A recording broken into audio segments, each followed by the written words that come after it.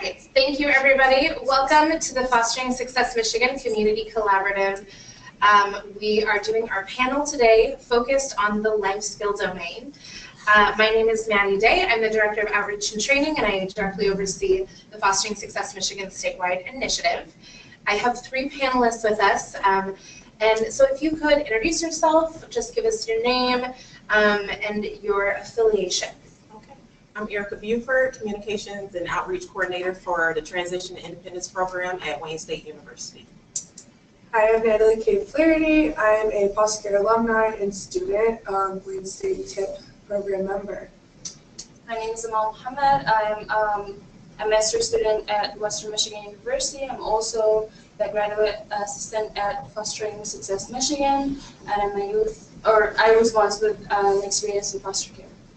Wonderful. For Natalie and Amal, can you tell us really quickly what you're studying?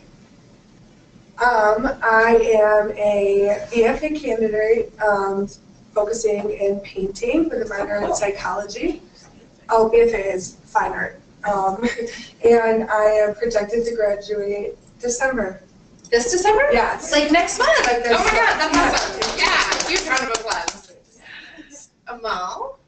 So I'm a student at Western. I'm doing my master in social work with interpersonal constellation and then trauma across the lifespan specialization. Awesome. And your projected graduation? I know you just started. Summer-ish. Okay. By the end of the summer, I'll be done. I promise one day you will be done. I know. That's what you tell yourself you graduate. Exactly, one day at a time. So as we get started, we talk a lot at Fostering Success Michigan about the 7 life domains, and we really speak to how they're very interrelated. But the orientation that we have of the 7 life domains is really having all of the domains organized around education. And so we're really looking at and thinking about how these different domains support or interact with education.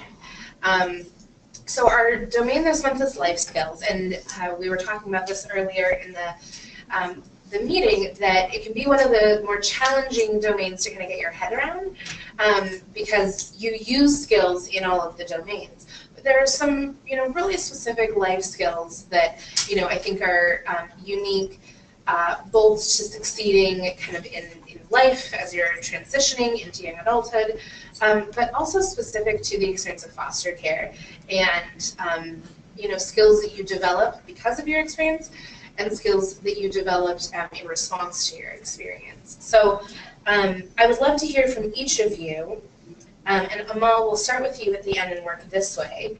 How does this domain influence your work and life? This is how I navigate my work and life, whether it's professional and personal. So the different life skills I have helps me to go around, succeed in some things, work on other things, or even fail if I don't have that skill. Mm-hmm. So for you, you really see these skills or the life skill domain as kind of how you orient the different areas of your life. It's like my toolbox. Your toolbox. Okay, I like that. Very cool. Natalie, how about you? So for me, I just feel like similar to what Amal was saying, is that life skills are necessary to have and hold as you're going through, whether you're setting goals for like a 5-year, obtaining thing, like whatever it is, or even something a week, down the road. You have to be able to separate and organize that for yourself, which requires life skills. Like if I didn't have life skills, I don't think I would have made it through college.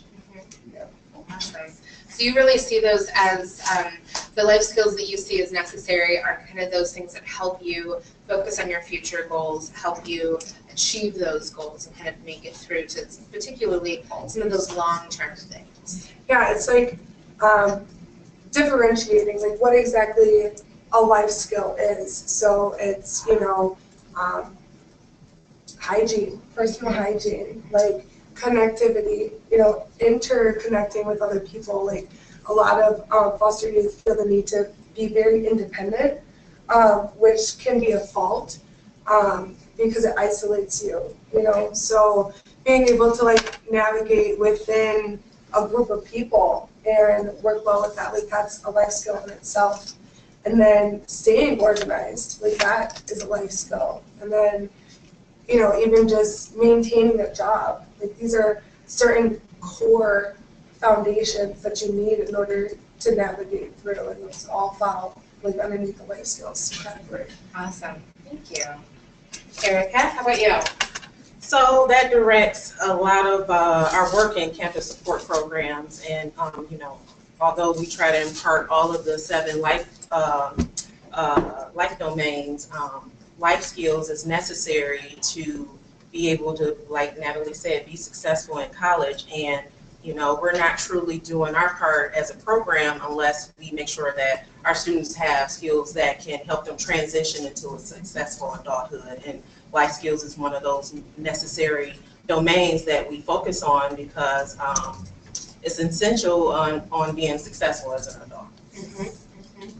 So your work, you know, within a campus support program is really oriented not just around education, and that, you know, obviously is why you were there, you're working with students, but really on those transition points. Yes. So the transition for a student entering into college, Exactly. and ensuring that that is successful. Right.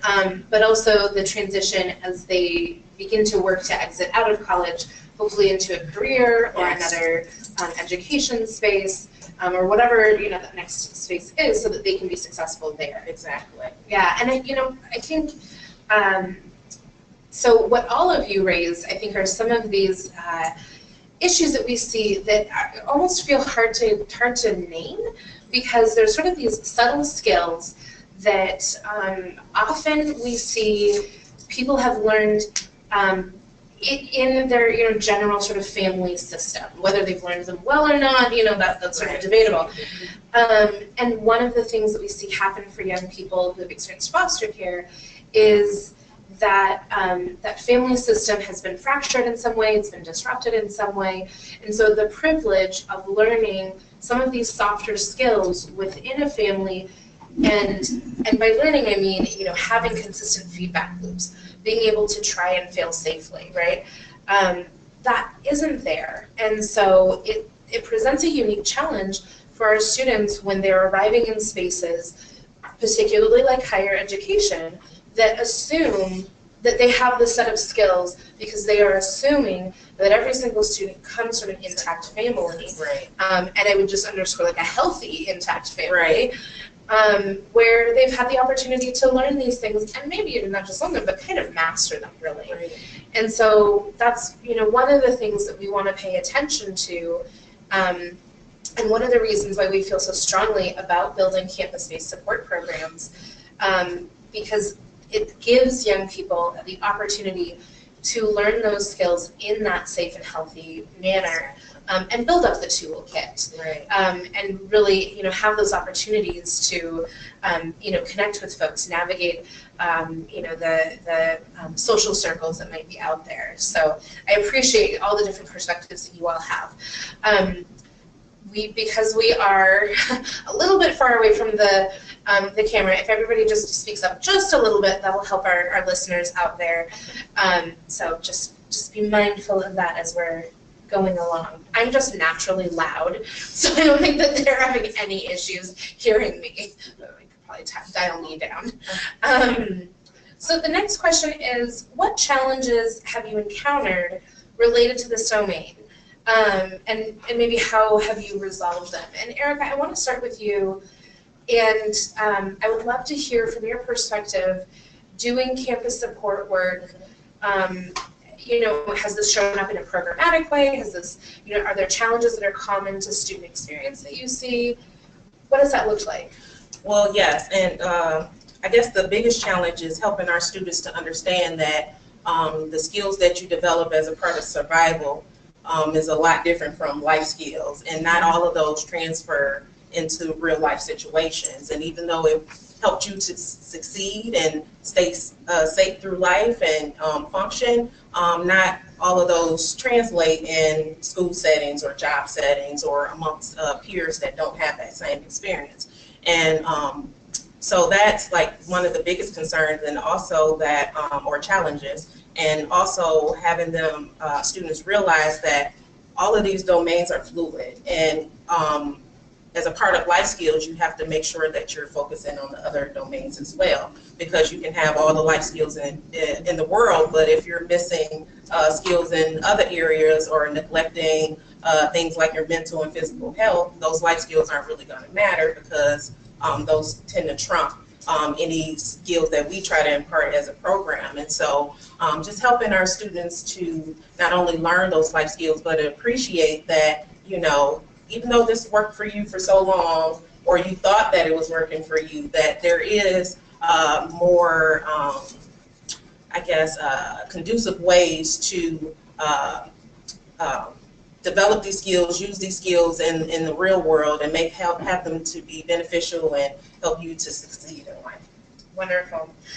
So I love that line, and I want to like put it on a poster or something. Survival skills are different than life skills, because I think sometimes we do think that they're the same, and there's a difference between surviving and living. Yes. And I think that is an inherent thing that we actually need to help our students understand, and that at certain points, the best they can do is survive, and that's super important. Yes, it is. And that as they transition into a next phase of life, we want them to be able to live and live fully, right? And so the life skills that you're talking about, you know, and really how you apply those life skills to the different domains, that is helping young people live fully. So I love that. You might see that somewhere. We might put it on the next magnet that we make, because I just think that it's so important. So thank you. Yeah. Natalie, how about you?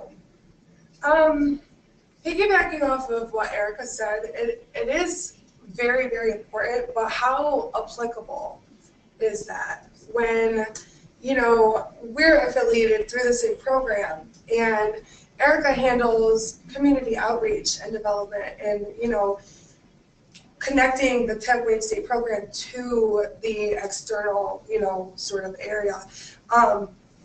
But how then, you know, does that like cross over, you know, with those life skills into those other domains like mental health and, you know, physical health, when what she said is absolutely valid. Like, survival skills are completely different from life skills. But how do you differentiate? Where are the resources that somebody's going to sit you down as a college student freshly out of the foster system and differentiate that for you? Because, you know, me in college, like I'm getting ready to graduate, and I still sometimes feel like I'm surviving. You know what I mean? So I have to like consciously check myself with the things that I have physically, tangibly learned and been taught, like from somebody else, to apply that, you know, to my own self and my own navigation. But like, as far as challenges and resolutions, like, one of my biggest things was time management. And I feel that because my life was so heavily disrupted, it really went for like a disruption in my schedule, in my expectations, and how I'm able to like live up to things. So it's still a work in progress, as I'm sure it is for people who didn't experience foster care, you know. But yeah, that's like, you know, one big thing is time management as a skill, and owning that, you know, because you want to be on time for everything and turn in everything at your deadlines and stuff like that. But it can be really hard to tackle as a foster youth. Yeah. Well, and I love that you bring up, you know, as you're making that transition, particularly from a space where your time hasn't necessarily been your own. Yeah, right? Yeah. You know, and you've probably been told, like, you need to be at court here, you need to go to school here, you need to have a visit here, you need to check in with your DHHS worker here. So you don't really get to organize your time, one, so you're just being told to get to places. And then there's probably somebody who's more or less in charge of getting you there, right, to most of those places. So then when it flips and you're, I mean, just in the complete opposite space where you're actually having to organize your schedule, making the choices about where you should spend your time and how you should do that, and then you also have to get yourself to those places. That's a challenge, you know, and I think it's probably something that, you know, people may not necessarily think about in that way, because I think, you know, we all think about, oh, freedom. You know, you get to college and you have all the freedom in the world. You have to prioritize. Exactly, and you have the freedom to prioritize now. It's like, oh, that's a different kind of skill that you have to do. And I also really love what you said earlier about where are the resources to differentiate whether this is a survival skill or a life skill. And I mean, this whole conversation just, it makes me so excited because I think about more conversations that we can be having in a more concrete, specific way with our students, even before they get to college, helping them understand, you know, so, you know, this skill that you have is good right now because it's helping you survive the situation, but it's actually not something that's going to serve you later on in college. It may actually get in the way of that. And I think one of those things is, you know, independence, where you maybe can just do things on your own, get to places where you need to be on your own, all of that, but that's actually not going to serve you that well when you're in college and you have to do group projects, or, you know, they're expecting you to be part of club activities and things like that. And so, but we don't have those spaces where people are saying, hey, you know, yes, I see you're really strong and you're really capable, you have a lot of self-direction. Here's how we can change that from just being survival to being living, right? And I think it's something that we owe every young person who's experienced foster care, because that experience that they might have had in a family system where parents would have said, hey, you know, actually that's not going to work for you anymore. Right. That didn't happen, you know, and so we now need to help build those skills and take that responsibility. So I appreciate that question. Amal, how about you? What are challenges that you've encountered in the life skills domain, and how have you resolved them?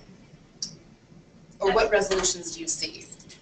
So, I mean, all guys actually talk about it, the family, but it's not just family, it's any supportive adult who's interested or to invest in a youth who have experienced the foster care. I feel that most of the things that we learned from our family, friends, teachers, supervisor, and for some fostered youth, do not have that. They do not have family to teach them how to drive or how to open a bank account, and all these things I struggled with. Some of my teachers and some of my workers were interested in teaching me or taking me to the bank to open a bank account.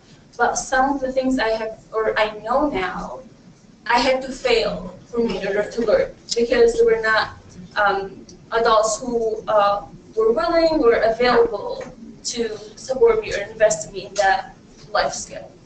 So I feel it's supportive adults and life skills in general for youth with experience in this field. Yeah, so you make a really good point that so many of the life skills that we talk about are things that we learn in relationship with others, right? Yes. But they have to be healthy and they have to be safe others, right? So they need to be people that we have a genuine relationship with. We can't just put, you know, a young person in front of a stranger and just say, like, hey, learn some life skills. I think about learning to drive, and I'm like, hey, just go learn how to drive with this random stranger. No thanks. Like, I don't think that the random stranger probably wants that either, right? You have to have some trust, some of that relationship. I think about the first time that I went out to drive. I got to the end of our very short street and just started to cry, you know, and I was like, what are we doing here? You need to keep going. And I was like, I can't, it's too much, it's overwhelming. You know, so when you're learning those skills, that was a total fail moment. You know, I like failed at my first attempt driving. I made him get out and get in the driver's seat and drive us back down the other end of the street. You know, you need to have supportive adults that can do that, and you deserve to have supportive adults that can do that. Yeah, Natalie, do you want to say something? Yeah, just, you know, this theme of like, you know, having to be able to fail and have that space for failing and learning and growing. For foster youth specifically, when they fail, it becomes catastrophic. It becomes something that's much heavier and much more impactful than somebody who maybe had, you know, a stable environment to be able to fail in. And oftentimes, even subconsciously, you know, any negative experience that that foster youth has had in that moment of failure, it's validated. So I think also another, you know, thing to differentiate, you know, between the differences like survival and life skills is, you know, the ability to fail and the fact that that's okay, because it means you're doing something right because you're trying something, you know, so. Yeah, I so appreciate that both of you brought up, you know, that you've had these experiences where you had to fail, or where you failed because you didn't have the support to figure out how. And Natalie, your perspective of like, but you tried, you know, and I think having that, again, you know, coming together with a supportive adult, that's where we would want to have those supportive adult relationships, those mentorships, those coaches, you know, folks who can say, take this failure and, you know, help it not be catastrophic, help it to be productive, help you to see, oh, so this was the step that maybe you missed, that's why it didn't work out. We can go back and we can try to do those things again. Instead of, oh, it's ruined. Right, yeah, absolutely. I want to pause and see if there's any questions from folks in the audience, questions online. I'll remind the folks online, you can send in your questions, we will take them down. Whether you're watching GoToWebinar or you are on Facebook Live, we would love to hear from you. Any questions out in the audience? Yes, absolutely. I have a question, thank you. For Natalie and for, I have my name, Erica. When you talked about the survival skills versus life skills, and specifically K through 12, we're getting more students who are in the foster care system, and unfortunately, they're surviving. They're third graders, they're fourth graders, and they're already in survival mode. So how is it that we can really impact their life to begin that transition before they get to college? Because that's our hope, is that that's the trajectory, but between now and then, how do we begin to repair that so that they can be uplifted from those traumatic experiences? I know Maul talked about, that's a part of her degree, the adverse childhood experiences that they're having. What can we do at that level to begin to change that for them? I'm just going to restate the question so that everybody can hear it. So you're really speaking to, for younger students, particularly in the K-12 setting, what can you do to help them move from that survival space to that thriving space, and sort of the role of the professional, the supportive adult for those younger youth, so that they're on that track toward education. Awesome, yeah, and I'll go ahead and let you guys answer. I think it speaks a little bit to what Natalie was speaking on, how you distinguish the two, and having, as an adult or a support person in that child's life, when you see survival mode or you see a particular situation where you think, oh, well, you probably could have did this a little differently, being able to develop that relationship to communicate that with the young person at the level that they're ready. You know, third and fourth grade, you know, they're very young, brain's still developing, well, they develop up into college, but anyway, but being able to develop that rapport to be able to stop them and say, hey, I see what's going on, I know what you're doing, but here's a better way of accomplishing that, and let's work on that. And it's not going to be easy.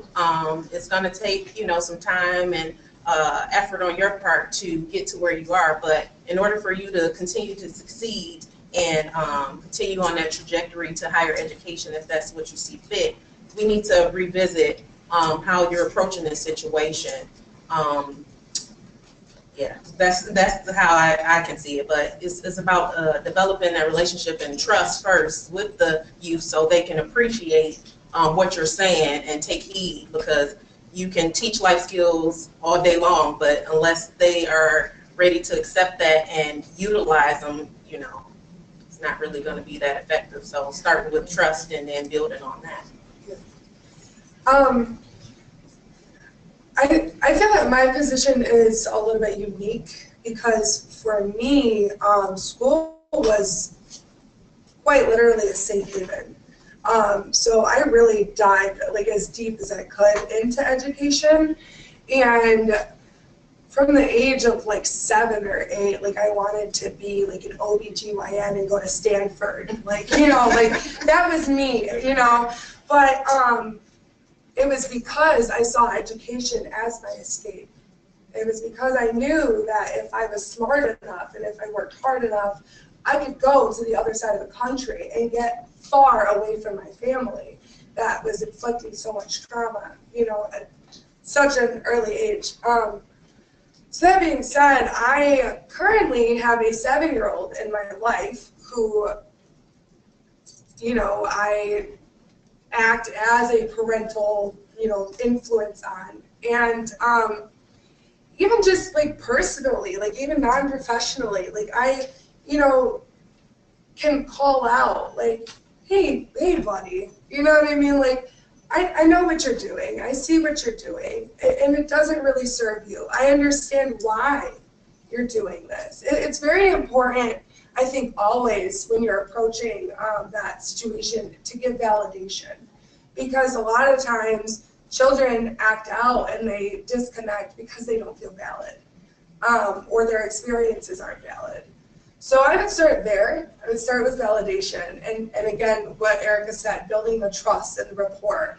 A teacher in my first elementary school used to hold a powwow for me and my siblings after school, just us in the room, and we would just sit at a table with her and like write and talk. And I don't remember her name, but it was everything when I was in the 2nd grade.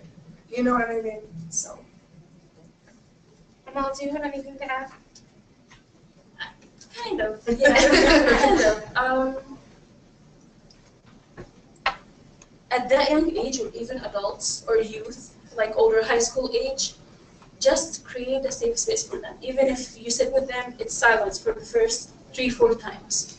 And they know what they need, and they will let you know once they trust you. Yeah. So that will be my advice, to just create a safe place for them to share or not share. But they will test you. They will give you looks and like do little things. They might ignore you for like 3 or 4 times. But when they feel they can trust you, they will tell you exactly what they need for them to be successful, for them to deal with their trauma, for them, I don't know, their need, whatever they need, they will let you know. So that would be my advice, or what I would have wanted someone to do. And also to not, if you promise them something, just keep the promise. And if you cannot do it, please do not do it, because that will break their trust, and they will not listen to you or be open to receive any guidance about life skill from you or anyone else. So that would be like my little tip. Mm-hmm. So there's so many gems in there, and I'm like, oh man, I think if every child welfare worker, educator out there could do these things, I actually think that we would have like a revolution for young people in care. And I guess what I would say is, we acknowledge that you are busy and that your job is not necessarily sitting after school with, a sibling group that their life is in some form of chaos, but you don't really know what's going on, and holding that space. However, when you do, the exponential outcome that comes from that, I think you see healing in young people in a way that is, just much bigger than I think even, what we expect, and probably in a shorter time than, you're even anticipating. I think, like Amal, you kind of said, they may ignore you for the first, 3, maybe even 4 times, but there's going to be that time where it clicks and they go, you are somebody who I can trust, you are somebody who I can work with, you are somebody who can meet me where I'm at, And I think that if there's a life skill for us as professionals to think about, I think it's seeing students for who they are, not who we want them to be. Exactly. Which means, I think to a certain extent, seeing past some of the behaviors, right? Like, so seeing them really for who they are, you know, and kind of going like, so your behavior says all of these things, but your behavior is actually a response to this whole other thing, this trauma out here, the, you know, insecurities, the, you know, kind of not knowing what's going to happen day to day, but who you really are is this person, and I'm going to see that person. I'm going to see through that. And I would say it's no small feat, and I do think it has to be done with care and intention, and that even seeing a student in that authentic way is actually part of keeping a promise. Yeah. Because if you are saying, I see you like this, I see you like this, and then, you know, you snap and go, ugh, you know, your behavior, you're just a monster, then all of a sudden you actually told them, I don't see you like this, and broke that promise. So I really appreciate that question. Yeah, thank you. So we have a question that came in online. So Kathleen H. Commented, and she said, I believe with the Every Student Succeeds Act implementation and having a strong relationship with teachers and supports, this will help with introducing transitional topics sooner. And I think she's speaking to your question, and also I think speaking to some of the educators that may be out there, folks working in education systems. You know, the new mandates under the Every Student Succeeds Act are really the first policy pieces that are speaking directly to our educators about their role in supporting students with experience in foster care. And so it's pretty revolutionary, I think. Yes. I'm a little bit of a policy wonk, so I get excited about those kinds of things. But I think that it's an area where now there's a conversation that educators can have and can step into.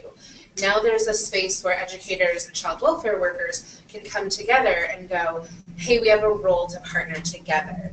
And I think that educators have been doing this, and they know our child welfare workers have been doing this, but this just sort of creates that space in a more formal way. So I think that's really exciting. Thank you for that comment, Kathleen. Any other questions from the audience? Yeah? Ideas or suggestions on how to relate to educators the unique specialty of having children in foster care who's been through traumatic events, and how they could better relate to them or talk to them, or, you know, I have a kid who every time the teacher raises her voice, he runs out of the room. Mm-hmm. And she wants to punish him for running out of the room, but I'm trying to explain to her, I want to explain to her, it's because yelling led to other things in his house. Sure. But it's hard to get the school to see that he isn't going to stand to see what he does. He just physically can't. Right. Right. So the question is really, how do you communicate with educators around some of the circumstances that a young person may have experienced that have led to them being in foster care, experiencing foster care, in a way that helps make the education environment more supportive? Okay, and so I think that's a great question. I think you all have probably awesome insight into that. I would also think about, if you, as you're responding, think about like what specific skills, both for you as a worker that you can use to help address that, what skills maybe would be helpful for an educator, and what skills may be helpful for that young person as they, you know, they probably don't want to run. They don't want to run out of their classroom every time, but they're having a response that is triggering them. So what skills maybe could be built there to help them manage in those situations? Yeah. Okay. I don't know if you have that opportunity to try to advocate for some trauma-informed training amongst the teachers in the school, because I see, and I have a few challenges with the work that we do. Not everyone understands what trauma means and how that affects a person in their day-to-day life. And until you have that direct experience or that trauma-informed model or training, you're not going to fully comprehend why this young boy is running out of the classroom, but also helping him to learn certain triggers. So maybe an adversive life skill, the ACEs training, adversive childhood experience training for the students so they can recognize triggers and learn appropriate coping mechanisms to kind of work through that.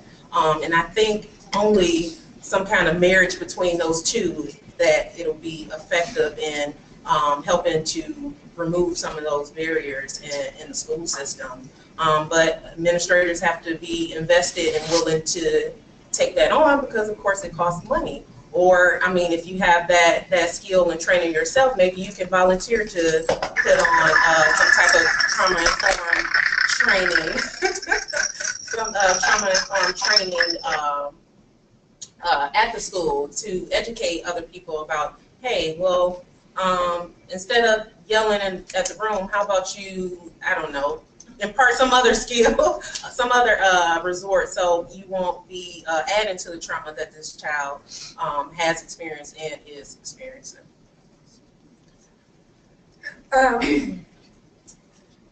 Thank you for that one. Well, I clearly am not an educator. I'm a student, so I'm not always quite as polished as my counterparts. But I was actually gonna, like, along the lines, roughly say educate the educators, not every person out there. And in fact, it's really not even a large portion of our society that has exposure or exposure to or experience with trauma and trauma survivors. So that being said, like, you know, coming out of psychology textbooks themselves, it's like it's not as high of a percentage as you would think, you know, the trauma survivors and then their trauma behaviors. So, you know, taking the time to share and educate these trained professionals on, you know, areas that are outside of their expertise, I think are really important, because I don't know that a middle school geography teacher is going to be able to, you know, be well versed in, you know, the psychological effects of childhood trauma. It's just, you know, so what she was saying about, like, ACEs training for children, like, I wrote down teacher talks to student one-on-one, you know what I mean? So if you have a child that's having, you know, an adverse reaction to something that you're doing, it's not just the child, it's a two-part combination. So yes, the child has their reaction, but what are you presenting that's giving this reaction? So yeah, I would just say, like, more trauma-informed training in the education system would be beneficial. Amalzi, your thoughts? I mean, I'm really sad, like, the teacher doesn't understand. Yeah, They just don't. It's terrible. She's aware he experienced trauma and he's in foster care. Yes, he's in first grade, so. Yeah. Like, honestly, like, if she doesn't get it, like, I don't know what would make her get it. But I'm thinking about the other side too, is like he receiving counseling, because, like, there's some issue that he needs to work on, and maybe, like, coping skill, because not everyone can understand. Everyone gonna be open for the training. Exactly. They might go to it just to fill the paper and get the requirement done, but deep down, they can care less. Yeah. If he runs out or stay in class and do bad behavior. But I don't, yeah, trauma-informed, obviously I'm like trauma go over, Right. trauma-informed training, and then working with your client on figuring ways to deal with people who don't understand or a situation like that. So to gain this life skill. Yeah. Has the educator explained personally on the level of the child, like, I raised my voice to get the attention of the whole classroom? Like, because if he verbally knows the intention of that raised voice, it might help him to remember, okay, she's talking to everybody, she's not shouting at me specifically. I don't know. It's, you know, it's a tough one. I think it's a challenging issue, and I think this is one of those areas where we realize how far apart our fields can be. Mm-hmm. You know, child welfare, I think, and I have a child welfare background, that's what I worked in, and somehow ended up in this crazy education world, and still I'm trying to figure out how I got there. You're like, I feel you on that. It's like I stayed in school a little too long. But one of the sort of realizations that I have all the time in education is how little folks actually know about trauma. Yes. You know, and you're like, all right, because in all of your education about being an educator, where was the education about trauma? Probably not there. It's just like, it's not there. And so I think it's a lot to ask of you as a single worker to change a teacher's whole style of teaching. I do think that probably in some ways the most you can do, the best you can do, is do what you're doing and continue to raise this issue and advocate for your young person, and do it in a way where your young person actually sees how you advocate successfully for yourself. One that will teach them that skill of self-advocacy, but it also shows they're worth advocating for, which I think is a huge thing. And I'm just a really big fan of being that noisy person in the back, always saying the squeaky wheel, always saying like, but that's not right, but that's not right, you know? And I think for our young people, that is what we have to do a lot of times to get change. The fact that you're asking, I think, says a tremendous amount about your desire to really be thoughtful and to make education a safe haven for this student, right? Also just have some grace with yourself and realize like you alone are not going to change the education system. So what's within your scope of power to help influence? And that's really where I think showing this young person that somebody does hear them, somebody does see what's happening, doesn't think that it's right, and will go to bat for them. Hopefully some of those things are helpful. I saw, was there a hand back here? Yeah. You kind of answered what I was going to ask. The separation so much between the schools and the child welfare system, and I was thinking maybe there could be a better collaboration between the two, where maybe some teachers that aren't familiar with what's going on with the kids, they do see the trauma, but if they were basically like come into the offices and see what's going on, maybe they can assist and help, you know, with the kids, because then they'll see firsthand what's going on. You know, not to be able to go back out and tell the child's business, but I see what this child is going through with their own families, and that might be able to be a bridge between the two. Yeah, I do think, and Kathleen, who I want to just call up and say, hey Kathleen, thanks for joining us online. So Kathleen is our Michigan Department of Education foster care liaison consultant. So she's really helping to lead the implementation of the Every Student Succeeds Act work around supporting students from foster care. One of the things that she said is MDE is hoping to introduce a trauma-informed training for the foster care liaisons at the liaison level. Hopefully that will trickle down to classroom, but we know that's going to take time. I will say I do think that we are seeing signs of creating more trauma-informed education systems. And I would say, you know, I don't know this firsthand, but I know this maybe anecdotally. I think a lot of that has come from child welfare workers, mental health workers, participating in activities with the school and saying, it's actually trauma. It's not a bad kid. It's a kid who's experiencing trauma. So I would say, like, your advocacy is actually working, so know that. Take that to heart and feel like, you know, as many times as you're asking that question, it needs to be asked every single time, because that is how we perk up change, right? And so I think we're going to start to see the trickle down of some of the trauma-informed work in our schools. And I'm really hopeful that we'll start to see the ripples of change that makes for our young people, because it's a really critical issue. Any other questions? Yeah. I work in a high school, and my sense has been that usually the teachers don't know which students have been in foster care. So I work on the college access side, so I'm getting to know students. And I've even had a couple that I've worked with for 4 years that I didn't find out until we're working on college application that they have been in care. And so that's something that, so as a social worker, I obviously am a little bit more knowledgeable, I think, than some of the educators.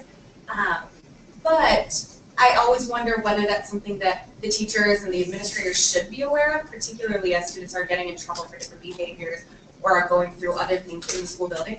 Do you know if there's a confidentiality issue, and if so, where's kind of the what should kind of the balance be between keeping students' situations confidential, but also letting educators know so that they're aware of kind of what's happening, so that they can understand some of the background.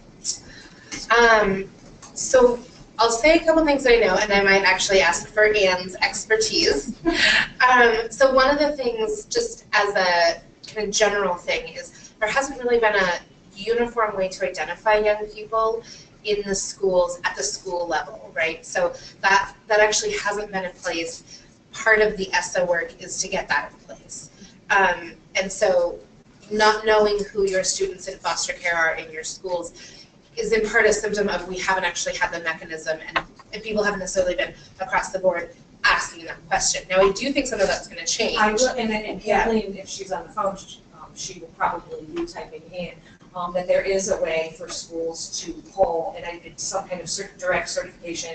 I don't know if she'll be able to tell you how schools can pull that, but with the Uninterrupted Scholars Act that was passed several years ago, it bypasses kind of that FERPA law of not allowing us to share information between child welfare and education. So child welfare should be notifying schools whenever a kid is coming into care, moving placements, returning home, and notifying the school. And yes, I do think that teachers and the educators in the school should know, maybe not the whole, like, you know, I mean, obviously you don't need to know the story of why somebody came into care, but to know, again, like, then you're going to be thinking, educators thinking, well, maybe this is trauma, this child's acting out because this is happening, and I, you know, but so yes, they should know, and I don't know if Kathleen's still on the phone, she can tell schools how to pull that direct certification, and if as long as they were identified the correct way in the system or whatever, you can pull you in foster care.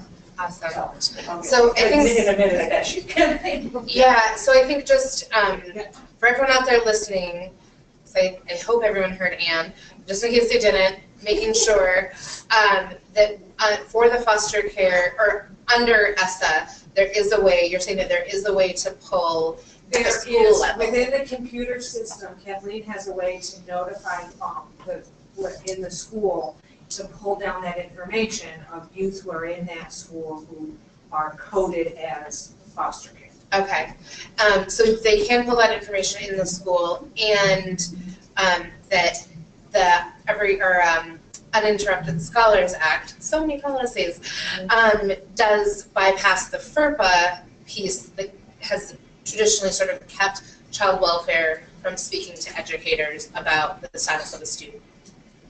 Okay. Yeah, did you have a question? On the department side, licensing started looking for this year a form called the 942, which is that we send out to schools, say, hey, the kids in foster care, they're faced with these people, please send me their records and ask me your questions. So that was something that licensing was looking for throughout the state that workers were doing. Okay.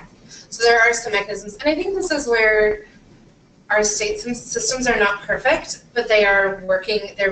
I think we are seeing a better collaboration, a stronger collaboration, and policies that are supporting that, so that we can have supportive practices, so that we can really bring our educators into some of the work that's happening around supporting students in to have healthy spaces in education.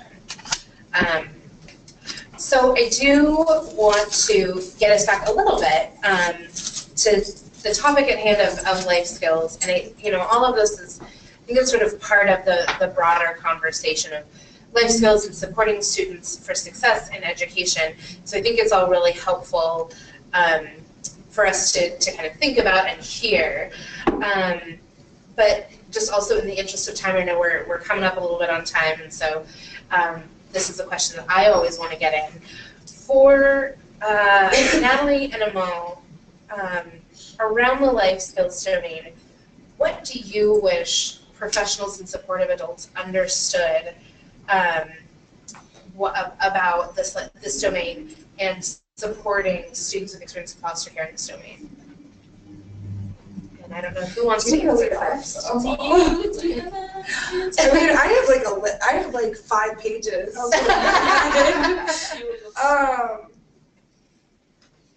So I think the biggest thing, I guess, is continuing on this sort of like awareness of, you know, the circumstance.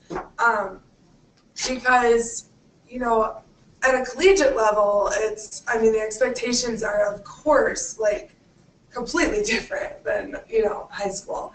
But that being said, I feel like some professors that I encounter just have absolutely no regard for how tremendously difficult it can be for me just to function. Like literally just to like, hey, I typed this paper. Yes, you know what I mean? Like for me, that's a huge thing when, you know, depending, you know, not to sound like melodramatic or anything, but there are days where I literally just want to crawl in a ball and stay there. And to not have the respect or comprehension from an educator on those difficulties or the regard for being in that position, I think can be a little bit hurtful, you know what I mean? Because in this semester specifically, I've had some pretty hefty like academic difficulties, and people I talk to are like, oh, why don't you just talk to that professor? Like, why don't you just, you know, tell them what's going on? I was like, it's not going to make a difference when it comes to my grading, like at all. You know what I mean? So there are like disability services that, you know, are set up through the university and stuff like that. But that, again, is a university-run system. It doesn't go to the individual interaction or relationship with the educators. And that relationship varies. It varies on, you know, whether or not somebody feels that, you know, mental illness is a valid thing, you know, to deal with when you're in college, or whether or not somebody cares that you have been carrying a load of laundry in your car for 2 weeks bouncing around. Like, it just, they don't care, you know. So I think that's like, you know, a huge thing, that sort of breaking down those barriers, getting the exposure to a broader audience, like that these are true issues that, although a small percentage of your students, because like not a lot of foster youth make it to higher education, but that percentage like does matter, and it's important to be compassionate for them, because like foster youth, we tend to be pretty tenacious, right? Like we don't want to stop, you know, but at the end of the day, like sometimes it's like if I'm reaching to you for some help or for some, you know, support or leniency, you know, for certain things, compassion goes a really long way into making me feel like I can continue to keep going. Mm-hmm.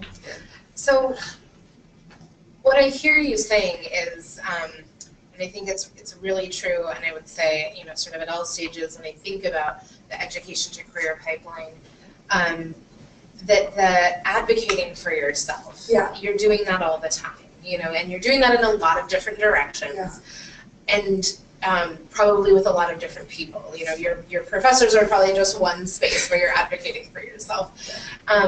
But that, you know, for folks, you know, for professionals, for supportive adults out there, that advocating for yourself, when it's met with sort of shutdown, silence, not understanding your experience, that it just, that skill that you've been working so hard at just falls flat, Yeah. right? Yeah. And so if those professionals, those supportive adults out there can meet you where you're at with that space of, I see you.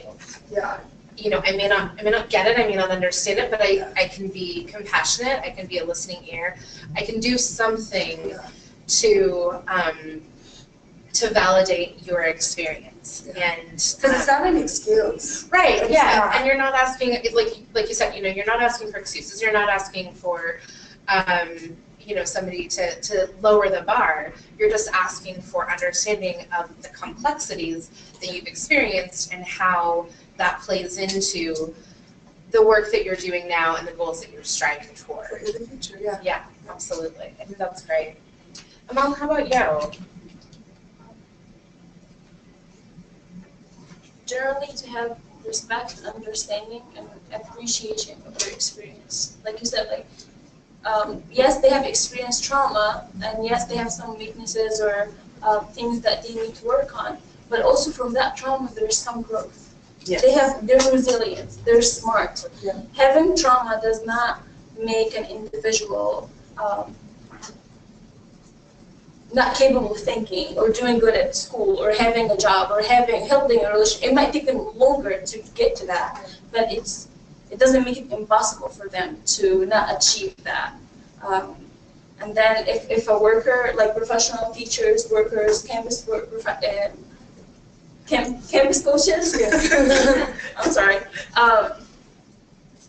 just invest in them as much as you can. I know social workers are super busy, but even if you're gonna meet them in your monthly visit, just say, hey, I'm so proud that you did so good in this month. Or if you saw their grades, say a comment about this, that helped them. And you might be the only person that can see a positive thing in them. Third grade spelling test. Yeah. You spelled house right. Like, the concept of a house. You know what I mean? Like, it just really boils down to those little things, because those small validations are really going to be what propels and what pushes those students to come and continue into higher education. You know? Yeah. So you might in your head, you spelled house good, I'm so proud of you. That might be so small and so little, but that might inspire them to get a degree, to become an English teacher just from that small comment, because they're not used to it, or it's lacked, or it's limited. So say good things. Don't phrase them like in lying. Don't like say you did something good but they really didn't do it. Just in the good things that they do, even if it's little, just hey, good job, buddy. Good job. You know, so it won't make a difference. And also too, something that, and again, you know, I've the whole like having a parental influence on somebody, it's really weird for me. So I've been going to Pinterest actually a little bit, and I've been like feeling this whole like self-validation too. Like, you must be so proud of yourself. You know what I mean? Like, for having accomplished what you have done. You work so hard, you must be so proud. Because like, a lot of foster youth, they're not proud of themselves. They don't know what to be proud of. There's really, not saying there's not much to be proud of, because there's a ton to be proud of, but they don't see it. They don't reflect on it. They don't have the capability yet. So that's why it's up to those professionals and those supportive adults to do that for them. You know what I mean? To elevate them to that next step. So I just love everything. I was like, yes, all of those, and I want to see your Pinterest things. This is so good. It is great. We actually had, last year we talked about mental health. We had one of our professionals in the field talk about how he finds Pinterest things just to send out every day, you know, and just sometimes it's just communicating that positivity. And so Amal, you know, I love what you said about, you know, investing in youth as much as you can, you know, and when I think about that, so the difference of perspective, when you said that, I was thinking, yes, we need to put more money and policies. Or some people in the room are probably like, yes. But what you said was, just make those comments, you know, validate that you see them, what they do. And it was that reminder of like, it doesn't always have to be the big investments. We need those big investments. We're going to be asking for those big investments for our young people. We need better policies. We need trauma-informed care, trauma-informed education systems, more support for caseworkers, more support for educators. All of those things we need. They take money and policies. But we also need to stop and take the moments that we have with our young people while we have them, and that they can be those small moments. You know, they can be the "you're doing a really great job, you tried so hard" moments, and just to know that those count too, because I think sometimes we can be like, "Oh, it didn't matter. Oh, I said this, it didn't matter." You know, and I know having mentees myself, you know, sending them the like smiley face emojis after, if it's like this, the least that I can do when they say, "Hey, I got a job interview," 3 smiley face emojis, you know, it's like, and they're like, double hands up, you know, awesome, okay. And it's just, it can be that simple, you know, our students have busy lives. I'm not pretending like they're stopping everything to like update me with that. Probably the last person they're telling. But I want to make sure that they know I see them, and that's awesome, and that somebody is saying, "I'm super proud of you." You know, and somebody is saying, that's a big deal for you. Keep it up. You worked really hard for this. Yeah. Yeah. I think that's really important. I've noticed, I usually have younger clients, like early elementary school, and if I say, "What do you love about you?" and they're like, "I don't love myself." And that's heartbreaking for a 5-year-old who don't love themselves. So every month, when I see these 2 kids, I'm like, "Tell me something you love about yourself." And they tell me nothing, and I'll tell them things that are lovable about them. And I know that, like, now they'll give me something, I don't believe it, but at least give me an answer. Just get me go away. Sure. Probably stop asking them. But because kids at that age are quick to attach. They'll tell me they love me the second time they meet me. Sure. But if I'm like, "What do you love about you?" they're like, "I don't." And I think that's the really thing they learn, just because they feel disposable, they feel like it's their fault. Right. I think that does affect their ability to try in school. Yeah.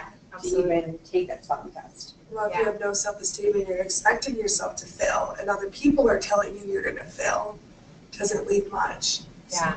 Except for you. Right? It's where you come in and you're like, "I love this about you," and it gives that glimmer, and you're just like, maybe I am okay, you know, like, so that it goes a long way. It really does. Yeah.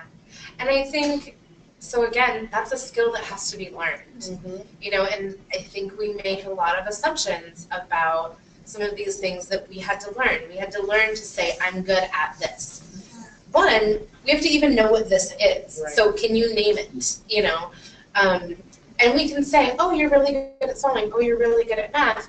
But can you say, "Oh, you're really good at sharing with your friends. You're really good at letting your friends know how much they mean to you. You're really good at, you know, being kind to the new kids in school." Like, but even naming those things for kids, there's not a lot of people out there who are necessarily naming those things for them so that they can then name them back when you say, "What do you love about yourself?" And it's a skill that, you know, we can help build up in young people, and that they can really help, or that they can build on, you know, throughout their life as they get older. You know, it may, you know, become about different and more complex things, but then they're building that skill that they learned at a young age, which is so important. Yeah. Another skill that would be really useful for them in these type of situations is actually one that we're talking about in the field placement course, the last portion of my field internship for social work. We're talking about self-compassion and being able to, for example, analyze a situation and understand, for example, okay, this is what happened, this is how I got in this situation, but it also gives you a chance to be kind to yourself and say, like, okay, this is what happened, this is how we're going to fix it. Now, this will help you to move on as well. So. And I think, so that self-compassion is huge, and I don't know, you know, I would wonder, you know, Natalie and Amal, you know, how often you felt like you were given the opportunity to practice that as a young person, you know, and you're like laughing, you're like, okay, really? I mean, I still tear myself apart. So, I mean, like, for foster youth specifically, like, I don't know if it's like everybody or just like us, but like, we really do, like, we're our worst enemies. Like, we will just be like, "This is why you got an 85. Like, but then my head is like, I know, but like my head is like, "You're stupid, you're stupid, you're stupid." You know what I mean? And that's definitely the anti-self-compassion, you know? Yeah. So going back to where we were speaking of like failure early on, and like just giving yourself that compassionate space to fail and say, well, I failed. It doesn't mean I'm a loser. Like that's a goal. Like, you have to get there, because oftentimes kids in the system, they don't have that self-esteem, and they don't have that checks and balances system to keep themselves from going from the extreme, to another extreme. Yeah, definitely. And for me, I'm just learning this, so I'm working on it. Let's talk in 1 year. I will let you know how I'm doing. But I learned that from someone who invested and told me, hey, you have a weakness in this, or you need to work on this. Come on, be easy. Would you do that to someone else? And that was like, oh my God, no, I would not do that. So I wouldn't say I'm stupid to my sister. She got 85. She did her best. That's her A+. 85 is her A+. That's her perfection or whatever. So it's a working process. I don't think it ends at some time. It's just one of the things that you need to keep working on. Absolutely. Yeah. I definitely say I built my self-esteem up over the years of my teen life. I didn't have any sense of self-esteem until after I had gone through my placement a little bit. So I was 14 before I ever even felt worth it at all. You know what I mean? And here I am, not even a decade later, and it's still a work in progress. So yeah, for sure. I appreciate you guys both sharing that. I know we're at time a little bit after for the panel, and always running these things late because you're so brilliant. And these questions are so good. I just want to ask one last question, and it's the question that I always kind of like to close with, which is, if you could wave your magic wand and do one thing, change one thing to improve outcomes in this life domain, in life skills, to help young people develop life skills in some way, easy or whatever, what would it be? And I'm going to put Erica on the hot seat first. She's been my students. Okay. Magic wand. Aside from just professionals within campus support, people who invest their time or are willing to volunteer and offer more support in teaching these life skills, because we all know we only have so many hours in our work day, and only have so many resources or enough money in the program to teach these things. But if just more people were willing to invest and volunteer and help us support the youth in developing these skills, I think that will go a long way. And so I guess I'll just wave my wand and have an influx of volunteers that's willing to help a sister out. I love that. Life skill assistant. Right, yes, exactly. Yes. Well, I'm going to say, you don't have to wave your magic wand. You're actually doing that. There's a mentor, a career mentor program through Wayne State that I gained, and I gained a mentor and gained exposure into the field of art therapy, through that. So that was really cool to have that, sort of set up. Volunteers definitely are necessary for that, because had my mentor not volunteered for this program, I don't know if my exposure would be the same. But if I had, magical wand is going into the realm of fantasy anyway, so let's just go all the way. If I had my way, honestly, kids would have acquired life skills in the first place. Honestly, it's so much easier to build strong children than to prepare them as adults. Yeah, Frederick does. Yeah. No, it's true though. So I love that. Amal? It's very, the life skill domain is very tricky, because it's not one area. It's not just education. It's not just financial. It's everything in life, kind of. But I feel there's some budgeting or opening bank account or job interviewing. Some of the youth are required to do counseling, it's required for them in their foster home or some in their shelter or group homes. If we have programs like that, job training at a certain age, say before your 18th birthday, you are required to attend this program at DHS or some of the resident placement or training in a college or in high school. So if we have something like that, that the state support, that would be very great.